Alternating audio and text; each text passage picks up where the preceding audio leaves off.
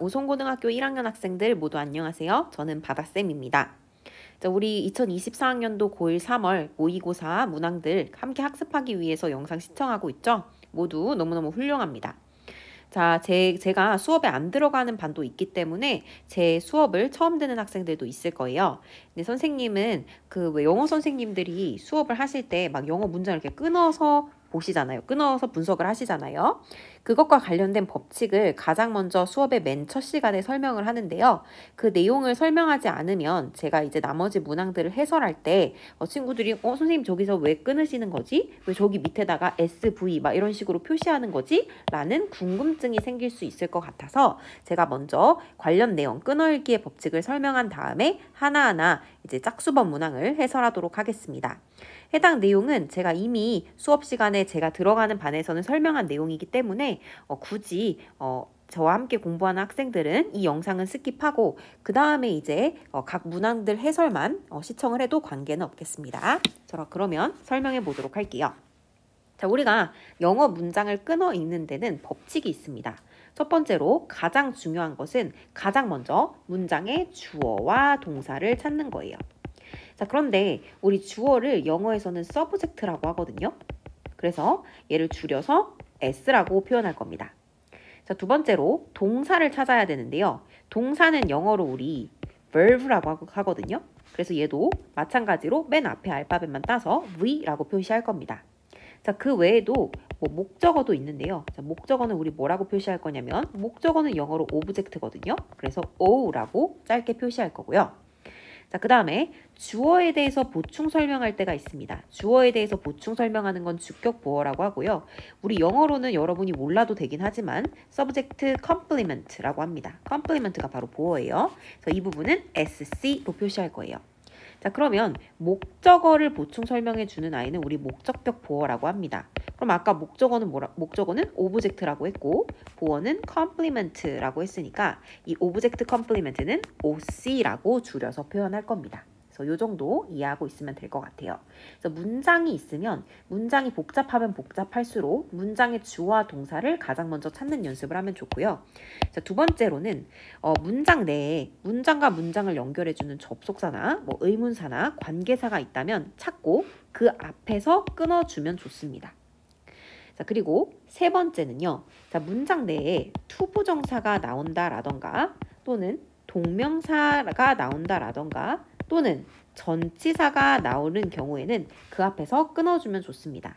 자, 근데 수거 표현이 있는 경우는 이렇게 끊기지 않기 때문에 그거는 이제 나올 때마다 따로 설명을 하겠습니다.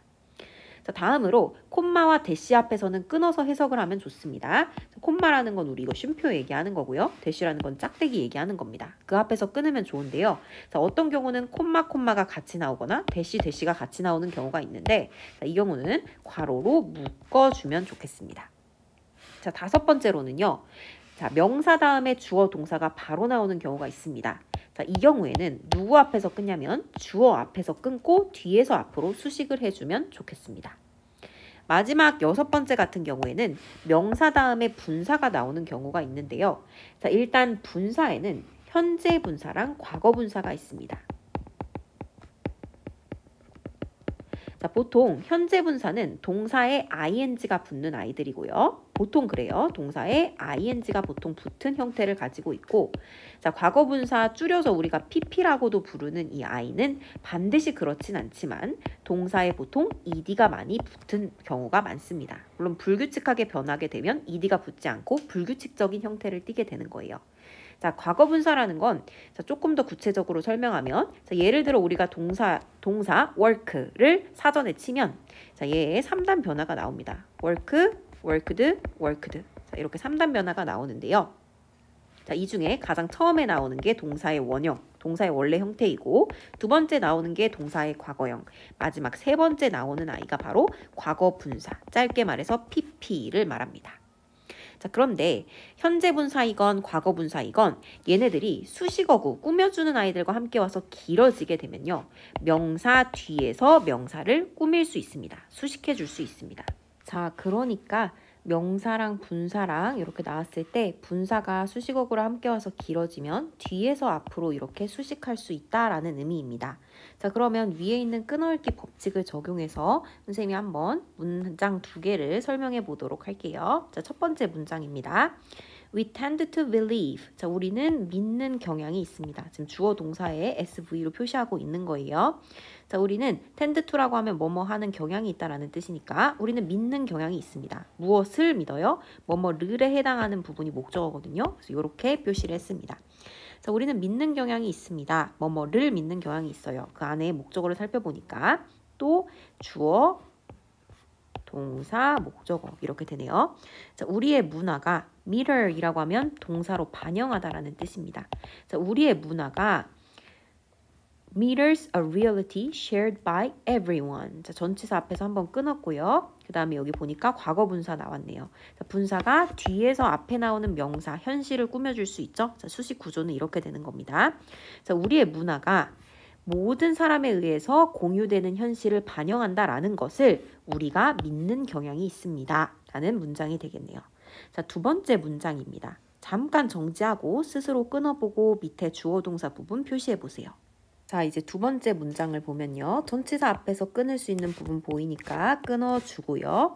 글쎄 앞에 문장부터 가보면 자, 일단 동사랑 주어를 찾아야 되는데 동사를 먼저 찾는 편이 좀 더 좋습니다. 그래서 보니까 came이라는 동사 나와 있고요. 자, 그 다음에 맨 앞에 있는 a person, 한 명의 사람이라는 주어 찾았네요. 자, 그러면 해석해 봅시다. A person on my team. 자, 내 팀의 한 명의 사람이 came to me. 나한테 왔어요. 근데 with a problem. 어떤 문제를 가지고 왔어요.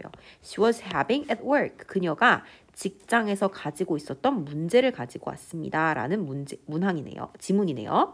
자, 그러면 여기에서 지금 보니까 주어 동사가 나오고 그 앞에 문제라는 명사가 나왔죠. 자, 이 경우에 어떻게 한다고 했었죠? 아까 끊어읽기 법칙에서 주어 앞에서 한번 끊어준다고 했고 뒤에서 앞으로 수식하고 꾸며준다라고 얘기했었죠. 그러면 어떻게 되는 거예요? 그녀가 가지고 있었던 문제 이렇게 해석이 되는 거죠. 자, 그럼 이 문장 우리 해석해 봅니다.